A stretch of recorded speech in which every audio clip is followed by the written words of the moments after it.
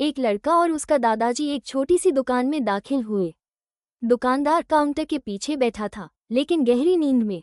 दादाजी ने मुस्कुराकर धीरे से कहा, बेटा, जो चाहो ले लो। लड़के की आंखें चमक उठी। उसने फटाफट अपनी पसंदीदा चीजें उठा ली और दादाजी ने भी कुछ सामान चुन लिया। जब सब हो गया तो लड़के ने घबराई आवाज में कहा, चलो दादाजी, जल्दी, इससे पहले कि वो जाग जाए। और वो दरवाजे की ओर दौड़ पड़ा। लेकिन दादाजी ने उसका हाथ पकड़ लिया और वापस काउंटर पर ले आए। बिना दुकानदार को जगाए उन्होंने खुद ही हिसाब लगाया और पूरी रकम वहीं रख दी। जैसे ही वो बाहर निकले, दादाजी की नज़र अचानक ठहर गई। लड़के की जेब से एक चॉकलेट बार झांक रहा था।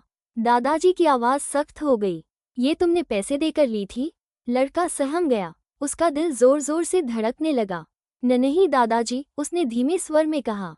दादाजी की आंखों में गुस्सा और दुख दोनों थे। क्या मैंने तुम्हें ऐसा इंसान बनाया है? अभी जाकर इसे वापस रखो। लड़का भागा। दुकानदार अब भी सो रहा था।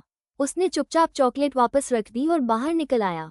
पर दोनों को नहीं मालूम था कि पूरा मंजर दुकान के सीसीटीवी कैमरे में कैद हो चुका है।